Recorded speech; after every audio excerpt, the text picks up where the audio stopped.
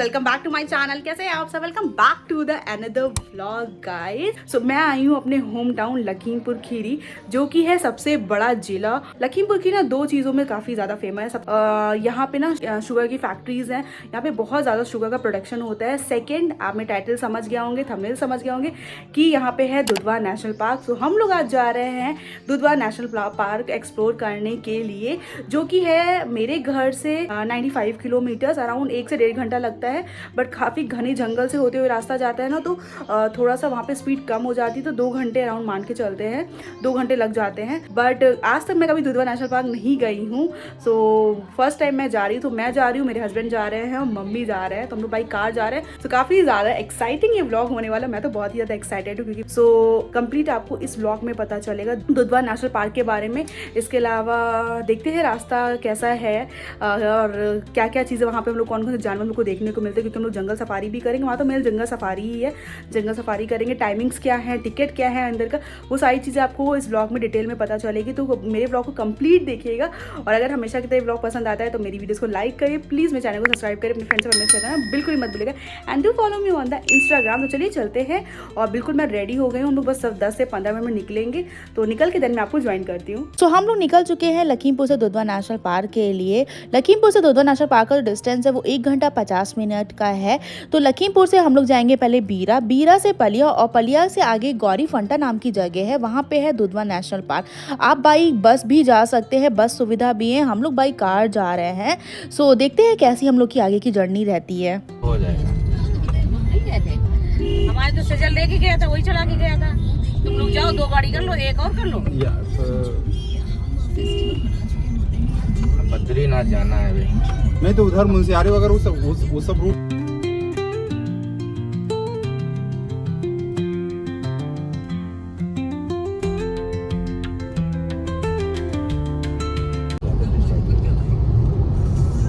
पापा के चक्कर तो हम भी नहीं कुछ एंजॉय कर पाए। हाँ, अरे हम तो जब दिल्ली गए थे, हाँ। जिस दिन रुकना था अंकल क्या उस दिन हम भी पड़ गए थे, ठंडक लग गई थी रात में। सो अभी हम लोग पहुंच गए हैं बीरा। बीरा से ना 2 रास्ते गए हैं, एक तो दुधवा नेशनल पार्क के लिए गया है और दूसरा रास्ता गोला गोकरण नाथ गया है। और आप रास्ता देख सकते हैं कितनी ज़्यादा अच्छी रोड बनी है, दोनों तरफ ग्रीनरी है, बहुत ही ज़्यादा अच्छा लग रहा था। और जिस दिन हम लोग ट्रेवल कर रहे थे उस दिन वेदर भी बहुत ही ज़्यादा अच्छा था।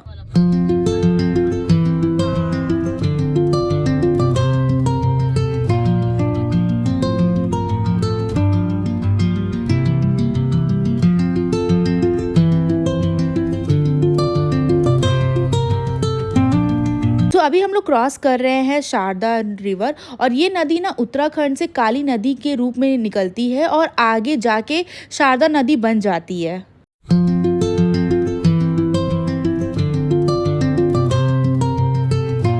सो फाइनली हम लोग पहुंच गए हैं दुधवा राष्ट्रीय उद्यान, यानी कि दुधवा नेशनल पार्क। आप देख सकते हैं दोनों तरफ कितना ज़्यादा घना जंगल है। इस पार्क के बारे में थोड़ा सा मैं आपको बताऊं तो इस पार्क को स्टैब्लिश किया था 1977 में। टोटल जो एरिया है इस पार्क का वो है 680 square kilometre. Dudhwa national park ना राइनोस के लिए फेमस है, और इसके ना 2 गेट है, एक तो दुधवा गेट है और दूसरा किशनपुर गेट है।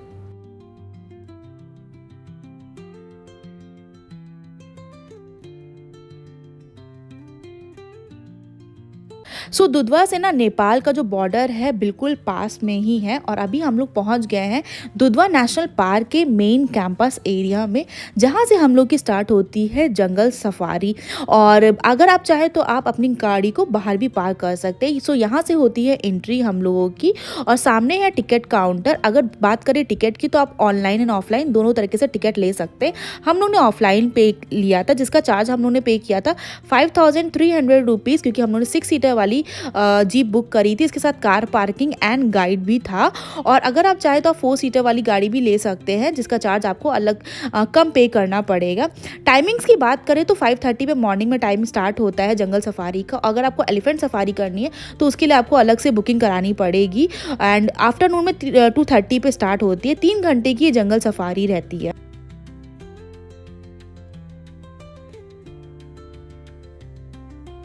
सो अगर एकोमोडेशन की बात करें सो यहाँ पे ना रूम्स भी अवेलेबल है, जिसके लिए आपको ऑनलाइन बुकिंग करवानी पड़ेगी, जिसके जो चार्जेस है वो 7,000 to 8,000 रुपीज़ है। थोड़े से ज़रूर कॉस्टली हैं। और अगर आपको यहाँ पे स्टे नहीं करना है तो यहाँ से थोड़ी दूर पर पलिया है, वहाँ पे भी आप स्टे कर सकते हैं। वहाँ पे जो रूम के चार्जेस है वो 1,000 से 1,500 रुपीज़ है। सो हम लोग ना दुधवा नेशनल पार्क के अंदर आ गए हैं, जहाँ पे कार पार्किंग एरिया है, वहाँ पे उन्होंने अपनी कार पार्क कर दी है और 2:30 का समय है सफारी का। सो हम लोगों ने टिकट भी कटा लिया है। टिकट का जो प्राइस है वो 5,300 है, इंक्लूडिंग जो हम लोग अंदर अपनी कार पार्क कर रहे हैं, क्योंकि कार अंदर पार्क करने की ज़्यादा सेफ्टी है, क्योंकि काफ़ी सारे बाहर बंदर भी हैं। सो अंदर पार्क करेंगे ज़्यादा सेफ्टी रहेगा। और इससे कम प्राइस में है, उसमें 1,200 का डिफरेंस है। उसमें आपको छोटी गाड़ी आपको मिलेगी और जो हम लोगों ने करी है वो बड़ी गाड़ी है, उसकी सीटें ऊंची हैं। सो अभी हम लोग कुछ खाएंगे और फिर हम लोग जंगल सफारी करेंगे। और हाँ, और अंदर 3 घंटे का पूरी जंगल सफारी है।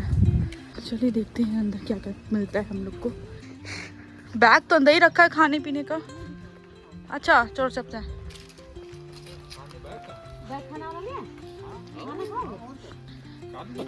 सफारी सड़कों के बीच में नहीं कर पाएंगे। चाय वगैरह पिया जाए अंदर? हाँ, तो अंदर ही रेस्टोरेंट है और ये है मेरे पीछे रेस्टोरेंट। बाहर सीट्स पड़ी, बाहर ही बैठ के आप फूड एंजॉय कर सकते हैं। बट बहुत ज़्यादा साफ़ सफाई है, बहुत ही ज़्यादा अच्छा, इतनी ज़्यादा ग्रीनरी है ना, बहुत ही अच्छा लग रहा है। सो ये है इनकी कैंटीन, जहाँ पे आपको सिर्फ वेज ऑप्शन मिलेगा। अंदर आराम से बैठ के आप फूड एंजॉय कर सकते हैं। हम लोग अपना खाना लेके गए थे तो वो भी खाया था, और चाय, और हम लोग ने पकौड़ा भी ट्राई किया था, जो कि काफ़ी ज़्यादा अच्छा था। मेन्यू में आपको काफ़ी सारे ऑप्शन मिल जाएंगे। एंड प्राइस तो जैसा नॉर्मल रहता है वैसा ही यहाँ का प्राइस था। अच्छा, सो पेट पूजा करने के बाद काफ़ी सारी हम लोगों ने यहाँ पे फ़ोटोज़ क्लिक करवाई, क्योंकि काफ़ी अच्छी अच्छी जगह थी फ़ोटोज़ क्लिक करवाने के लिए। उसके बाद ना यहाँ पे स्कूल के बच्चे आए हुए थे, उनसे थोड़ी देर गपशप करी, बहुत कुछ एक्सप्लोर किया यहाँ पे। एंड इतने साल लखीमपुर में रही, कभी भी मैं दुधवा नेशनल पार्क को नहीं आ पाई थी घूमने के लिए। सो मुझे ये कैंपस एरिया ही बहुत ही ज़्यादा अच्छा लगा। अभी तो जंगल सफारी मेरी आधी बाकी ही है।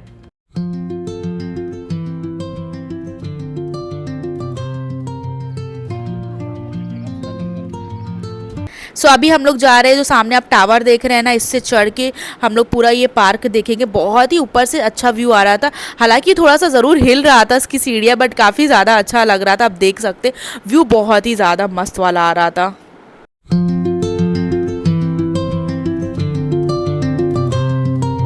सो ये है जीप, जिसमें आज हम लोग करने वाले हैं जंगल सफारी।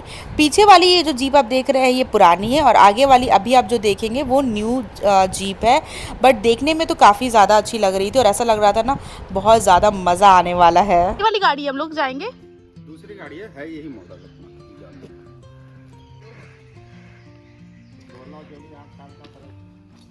सो ये है सामने म्यूज़ियम। चलिए चलते हैं अंदर और इसको म्यूज़ियम को भी एक्सप्लोर करते हैं। सो आपको ना अंदर आने के बाद ना दुधवा नेशनल पार्क के बारे में काफ़ी कुछ पता चलेगा। साथ में यहाँ पे जितनी वाइल्ड लाइफ एनिमल्स है, टाइगर्स है, इसके अलावा राइनोज हैं, वो सारी चीज़ें के बारे में भी आपको पता चलेगा।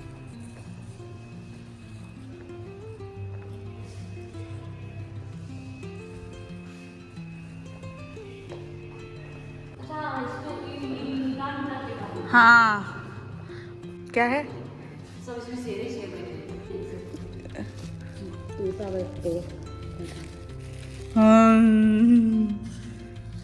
तो हम लोग रेडी हो चुके हैं जंगल सफारी के लिए, और हम लोग की जीप भी आ गई है। 6 सीटर ये जीप है, और ये सामने आप जितने भी रूम्स देख रहे हैं यहाँ पे आप आपके स्टे भी कर सकते हैं, जिसकी बुकिंग आपको ऑनलाइन करानी पड़ेगी। हम लोग की जंगल सफारी स्टार्ट हो गई है एग्जैक्ट 2:30 पे। तो देखते हैं हम लोग को क्या क्या देखने को मिलता है।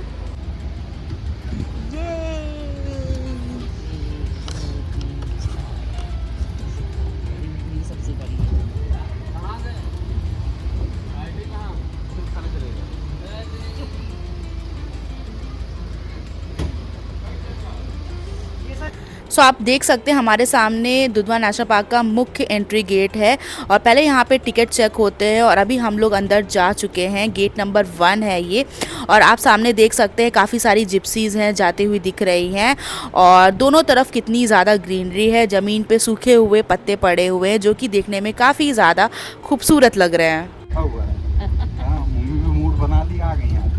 मम्मी तो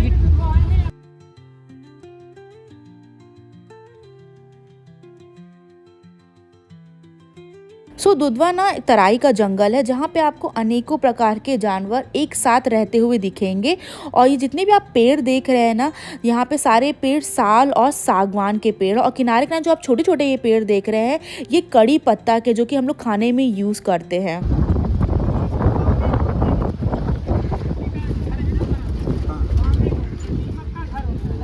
सो सामने जो आप ये रेलवे ट्रैक देख रहे हैं, पहले यहाँ पे ना 2 स्पेशल ट्रेन यहाँ से निकलती थी बट अभी कुछ समय से ना इस ट्रैक को बिल्कुल बंद कर दिया गया है। नहीं कर पाएंगे। सो काफ़ी इंटरेस्टिंग दुधवा नेशनल पार्क है क्योंकि आप यहाँ पे टाइगर्स के अलावा राइनोस को भी देख सकते हैं और जो हम लोग असम में काजीरंगा नेशनल पार्क में राइनोस को देखते हैं सेम वही राइनोस आप यहाँ पे भी देख सकते हैं। सो है ना कितनी यूनिक सी बात। तो चलिए चलते और देखते हैं कौन कौन से जानवर हम लोग को देखने को मिलते हैं।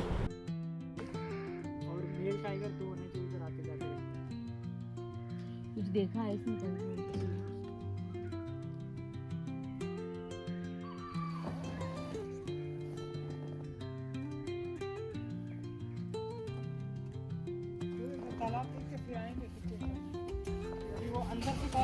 थोड़ा सा घूमने के बाद हम लोग ने काफ़ी ऊंचे से स्पॉट किया बारासिंगा को। सो भारत में ना 3 प्रकार के बारासिंगा पाए जाते हैं और यहाँ पे जो आप सामने देख रहे हैं ये सबसे बड़े बारासिंगा हैं जो कि तराई के जंगलों में पाए जाते हैं।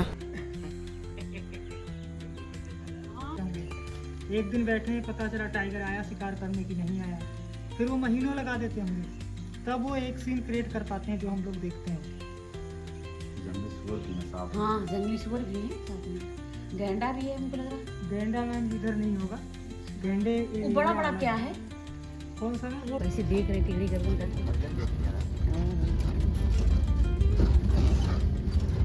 छोटे छोटे बच्चे ये देखो कैसे देख रहे हैं। सो दुधवा की ना ग्रासलैंड्स काफ़ी बड़ी बड़ी हैं तो इसलिए ना जानवरों को थोड़ा सा फाइंड करना मुश्किल हो रहा है बट जैसे कि ये दुधवा एवरग्रीन फॉरेस्ट है ना, सो आँखों को देख के बहुत ही ज़्यादा अच्छा लग रहा है। ये जो ग्रीनरी है, जो ब्यूटी है ना, ये बहुत ही ज़्यादा अच्छा लग रहा है। आप चाहे किसी भी मंथ में आ जाइए आपको ऐसी ही ग्रीनरी देखने को मिलेगी।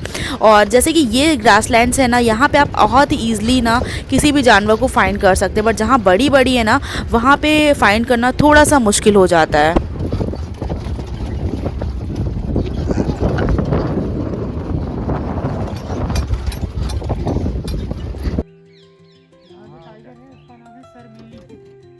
इसके 4 बच्चे हैं, बच्चे सब एडल्ट हैं। हाँ, सभी टाइगर बच्चों के नाम अब रखे जाएंगे। अभी वो उसके साथ में रहते हैं, कितने बच्चे के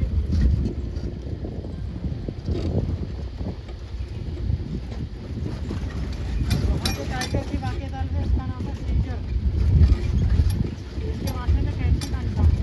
अपने आप में बहुत ही थ्रिलिंग एक्सपीरियंस है। नेचर के इतने करीब जो फ्रेश एयर एंड जो ब्यूटी है ना यहाँ की, बहुत ही ज़्यादा अच्छा लग रहा था।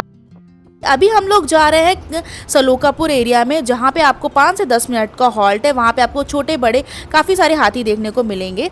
सो जिस एरिया से अभी हम लोग निकल रहे हैं ये है राइनोज इंक्लोजर एरिया। 27 किलोमीटर का पूरा एरिया है जहाँ पे आपको 40 राइनोज देखने को मिलेंगे। और दुधवा नेशनल पार्क में ना राइनो प्रोजेक्ट स्टार्ट किया था 1984 में, जब यहाँ पे 7 राइनोज को लेके आया गया था काजीरंगा नेशनल पार्क से। उसके बाद इन 1985 नेपाल से ना 4 राइनोज को यहाँ पे शिफ्ट किया गया था। उसके बदले में ना यहाँ पे 16 एलिफेंट्स को दिया गया था। तो इस तरीके से यहाँ पे राइनो प्रोजेक्ट की शुरुआत हुई थी। और आप देख सकते हैं कितना ये बड़ा एलिफेंट है। ये मेल एलिफेंट है, इनको प्रॉपर ट्रेन किया जाता है। अगर आपको राइनो देखना है ना तो इसके लिए आपको अलग से एलिफेंट सफारी बुक करनी पड़ेगी। 1 घंटे की एलिफेंट सफारी होती है जिसका चार्ज है 4000 रुपीज़ और इस पर 4 लोग बैठ के जाते हैं। बट ये अपने आप में बहुत ही थ्रिलिंग, बहुत ही ज़्यादा अच्छा एक्सपीरियंस था।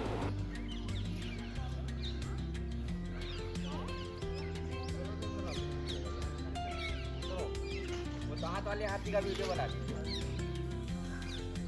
दांत बड़े बड़े।